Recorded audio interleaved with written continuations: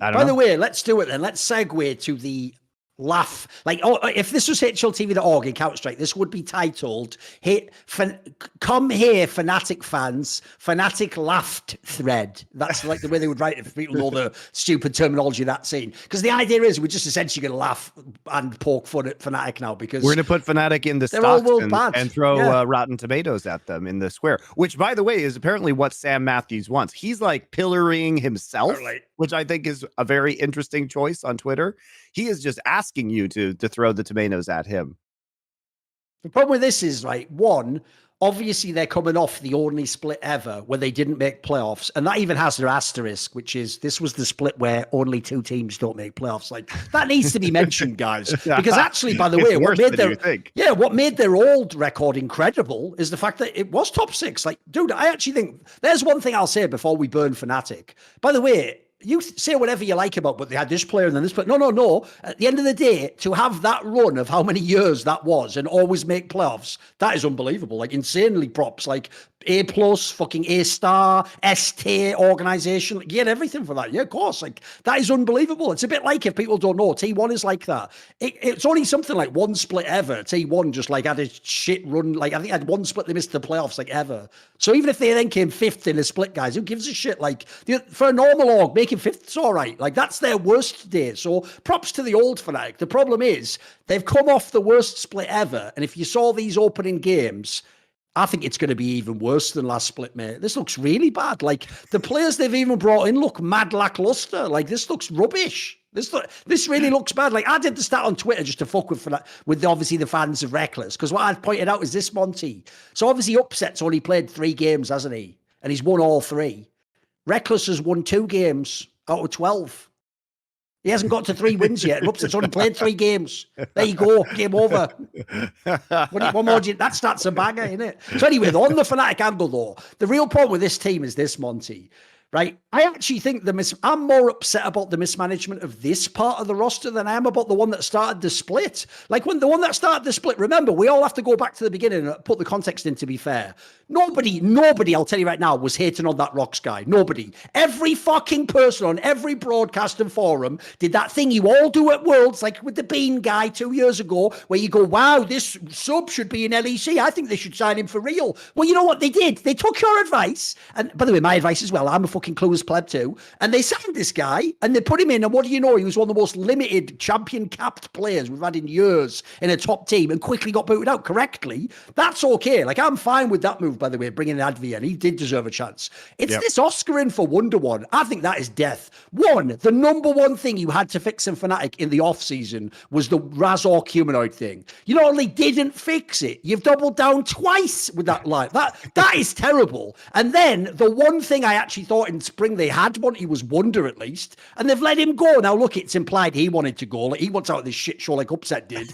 But even so, you have to think of the bigger picture. If you're Fnatic, I thought the best, and everyone else missed this, the best example of how badly Fnatic have managed the last 4 to 5 months, Monty, was that interview on the LEC broadcast where Yamato Cannon interviewed his boys Hillisang and Upset, who were going to play in the Mad Lions Fnatic match. Great interview. The whole time I was just thinking, bro, all 3 of these people could be in Fnatic right now. They chose, essentially, by their own actions, they fired Yamato. Look, I get why they fired Hillisang, but everyone knew there was a chance for a bounce back. And then you let Upset just essentially sit and then leave. And now, by the way, might go and win the league without you. Like, that alone just shows, like, guys, how can we have these 3? And then what do we end up with? Like, we fired the coaches. We've got like Freeze's brother, okay, not a bad coach, but the idea is going to the Fnatic job's mental. And then we've got Oscar in, who's nobody, and by the way, looked pretty bad in those first games. Oh, terrible. And then, like I say, I can give you the Adrian one. That one's fine. But like, what have we ended up with? Because in this team, let's be real, the stars of the team on paper are going to again have to be Humanoid and Reckless. And by the way, in their own ways, because it's totally the opposite idiosyncrasies, they are some of the worst players at their role. Like, Humanoid is still an idiot. Like, I've gone from being like he plays badly to I actually think he's an idiot, mate. Because here's the problem, Monty.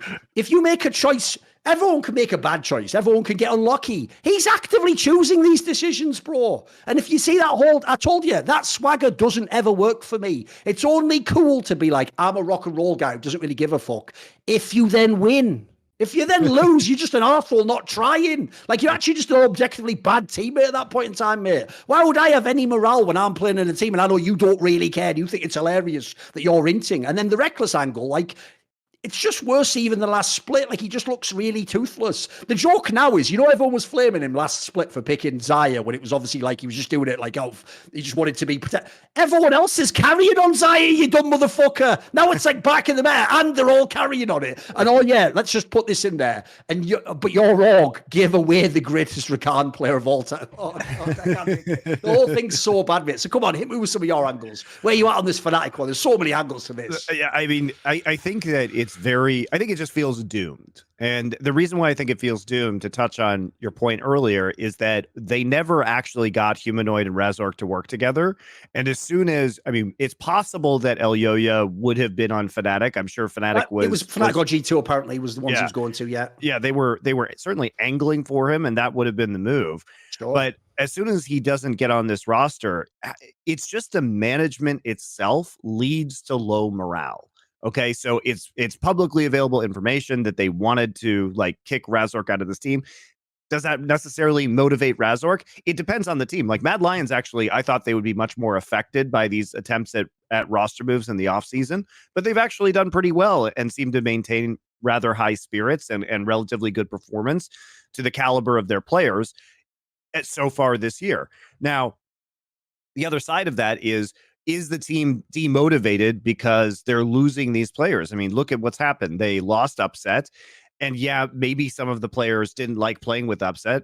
From what I know is that not everybody likes playing with Upset. He's a grinder, man, and he has a very serious attitude towards the game. And that can put some players off because I've heard he is demanding of his teammates, and as normal as no one ever talks about that, Monty, because that's one of those ones that really counterintuitive if you're a fan. Because I don't know if you know this, but NBK and CSGO had the same reputation in all the French teams in CSGO, right? Which was, they never think he was a bad player. They actually didn't like that he was too serious and wanted to practice too hard. I know this sounds bad because you're all like, but they should all be pros. No, it's the other way around, guys. You're thinking if you're the guy who's really working hard and then they're slacking, you're the one who'd be pissed at them. Not in some Western teams. Like, as you can see, let's be real. It's now been Reckless and Wonder and Upset. Wonder clearly just wants a more chill vibe in his teams, mate. He doesn't want to be like the guy who's grinding himself to oblivion. Apparently, he's one of those guys who wants like an old Fnatic lineup, like the Expectia ones, where you fuck around a bit, but then you just play seriously for the right matches and you get the playoffs, right? Yeah. Well, and I think so, when it comes to losing Upset, you already had to deal with that blow, but you keep Humanoid and Razork. And I think the Humanoid and Razork synergy is just a mirage at this point in time. And I think the mirage looked a little bit more real after Worlds because Razork really hard carried Fnatic through summer playoffs. And then Humanoid was great at Worlds. He was very good. We got to see a return to the form that got him onto Fnatic in the first place. And the thing is, though, that it was never both of them playing well as a duo. Yes. Like, that has still never happened. Okay. Yep. What happened was they were performing well individually back to back, but not even at the same time. Really. Not and even you notice it was nearly always like individual pop-off, like it was an outplay or a mechanical. It wasn't like when Razork carried, he was like doing the greatest jungle job on the map. He just got a load of ganks off, basically, did some mechanical outplay. I think his Poppy play in summer playoffs last year was very good. But it just goes to show that they've been able to hit highs, very high highs, I would say, individually. But it's never been about their synergy, and it's never been about their communication. And that, to me, is the fundamental problem, because it's not a question that these guys can be good players. Like, we know they are good players. But why I say it's a mirage is we got to see that, the last available data points to Fnatic were, oh, these guys actually are performing better towards the end of the season. But I think you have to take that with a grain of salt and say, well, yeah, but was that because they've actually fixed the mid-jungle synergy problem? The answer is no. Yet this is the part of the roster they maintain. And maybe they didn't have a lot of options after Elyoya, Mad Lions like shopped Elyoya and then fucked up selling him. But they also, fucked up the Upset situation, right? They lost Hylissang. They decided to go with Rux instead. And Hylissang did have a disappointing Worlds. Terrible. Yeah, summer playoffs and Worlds. But he certainly looks revitalized now. And I think you have to ask, It's always a hard read, because when you have pro players that are underperforming, maybe it's the environment. And if you're Hylissang and you have to deal with this entire year of your mid jungle just seemingly being unable to even communicate basic information to each other in how they play on the map, maybe you're just demotivated. I mean, look at what happened to, let's say, in Korea. BDD had a very bad season last year. Very bad. Oh, his worst ever. He was trash. Keen was very bad last year. But both of these guys on KT are arguably the best players in their position in Korea. I don't think BDD might be. I think probably it's Zeus in top lane, but they are at least in the conversation for being the top players in their position in a region. Yes. And so that revitalization just goes to show that sometimes players, they just phone it in when they're on a bad team. And I think Hylissang looked very good over the course of the winter split. He certainly was like top 2 supports alongside Mickey X. I think you could make a pretty good argument for. And so, I mean, what happens, maybe these players are underperforming, but what happens if Humanoid or Razork get on a different team where it suits them a little bit better? But the point is that the Fnatic GMing decides to keep both of these players, and then you're left with Wonder, who we know in the right environment can do very well. Wonder's a very, I think, hands-off player as a coach. He just kind of has the natural ability, and you got to let him play a little bit more of a casual style, like you're saying, Thorin, and maybe he doesn't want to do all the hard work all the time, but you just kind of have to not push him. Because you notice he seems to come with a very good set of references as well, Monty. Like, if he, the whole problem Wonder has is that perception that he was like a humanoid, he doesn't give a fuck or whatever. Like, difference is that's never borne out in the stories. There are no, every teammate and coach tells you, actually, that's just half of that's a meme, and he is like a legit guy, and he's mega in practice. Yeah, he comes with such a great reference. I just think he's more laid back. You know what I mean? He's just more laid back, and I think perhaps he doesn't do well with somebody who's in his face, like demanding performance, because you just kind of have to leave him to his own devices. To me, he sounds like the guy who can just do his homework without having to do any extra work. So he's like, well, then why should we go to study class? Like, but the point is, some people need it, That's where I see like the dispute is. Exactly. Yeah, it's a good analogy. But anyway, so here we are with no upset, right? You replace him with Reckless, then you go back begging to upset. Reckless finds out about it. That's all. Your team morale must already be poisonous. This is mismanagement and a half. Exactly. Yeah, your team morale must already be poisonous. Let's piss off the guy who stayed, by the way. Yeah, that's so mad, isn't it? I know. It seems like the Fnatic way. Just piss off the players that stay. Think about it. That's like you go. That's like your long-term girlfriend finds not even like evidence you cheated on her, just an elaborate fantasy plan you had of how you wanted to cheat on her, but then the person you were going to cheat on her with said no, and now you're like, but I'm back, honey. Exactly. I love you though. It's like you've already ruined this relationship as well. Now it's so awkward, isn't it? It was already pretty bad, but now it's even worse. That's exactly the reference I made on Power Spike to the situation, where it's like, Sam Matthews and the Fnatic management is upset is their ex-girlfriend that they're trying to go back to in the relationship with their current girlfriend. Is like, no, I didn't mean it, baby. You're gonna And by the way, this all loops back into the original point I made. Like, here's the part that no one bothers to ask about with the whole Fnatic thing. The story goes that apparently the reason all those other ADCs, including Upset, declined the starting spot on Fnatic was they heard you have to play with rocks. Now, here's the question. Why are they painted into that corner? Who the fuck is Rocks? It's just some guy who stood in for a couple of games. You know what I mean? Like, that's the mistake Fnatic made. Why have they put all their eggs in the Rocks basket? So now the best AD in the West not only won't play for you, but now has gone to a bloody rival. Like, that's mental in itself, because that's a massive fuck up. Like, as far as I can tell, that was one of the main things that also made Upset. Like, well, I'm not having an even worse year than last year. I'll just tank my stock completely. And spoiler, he's one of those rare people like Doublelift who were right. Actually, sometimes you sit out, don't tank your stock, wait till someone's desperate, and you get to just ride back in like the cavalry and save the day, and you never had to put in any hours played on SK or Astralis or some shit team where, yeah, true, you're gambling that you ruin your whole rep and you get called crap, etc. And then the other thing I'd say is this. So far, if Yamato Cannon was still in this team, Monty, one of the knocks against him would be things like the lack of synergy between Razork and Humanoid.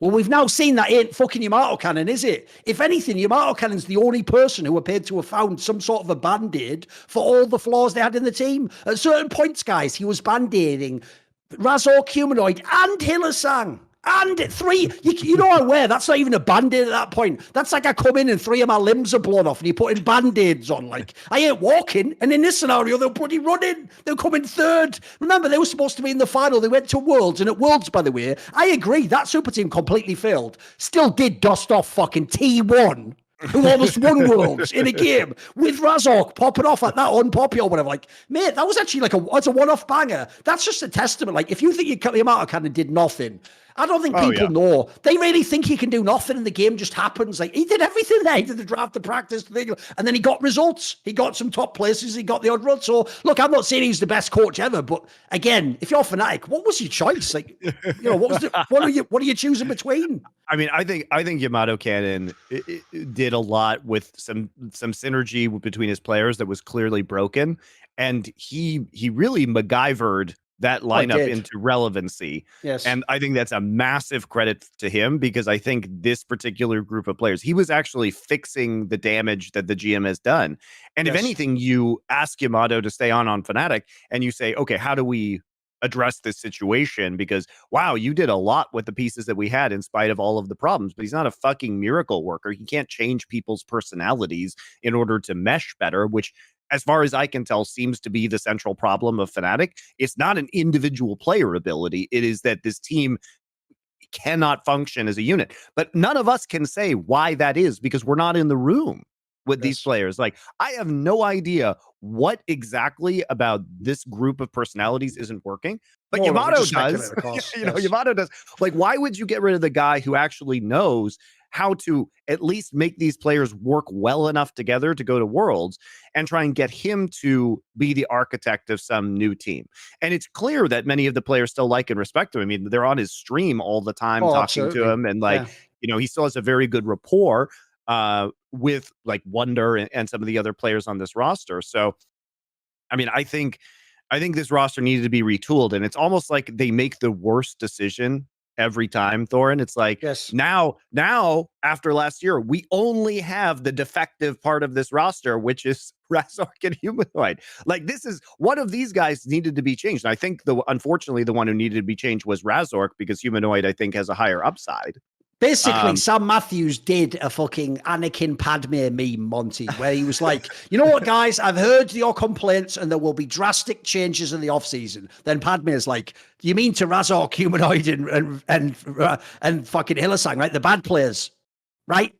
And then he's just like, because he did he made drastic changes, just all the wrong ones. Yeah, he just made the team even worse. Basically, fucked it completely. Yeah, I think they got bamboozled by the individual highs of Razork and Humanoid, like I said. And we do know they were trying to change out Razork, but maybe they couldn't find the right player. But don't blame them for that one. Like, look, the upset one and the Razork one, I can see how those ones they zigged when they should have zagged. Those ones could have gone differently. Yeah, but I mean, we also know that Marcoon was available during the offseason, and Marcoon was no slouch last year. And if you wanted to take Advienne, well, Marcoon and Advienne had instant synergy back when they were playing together on XL.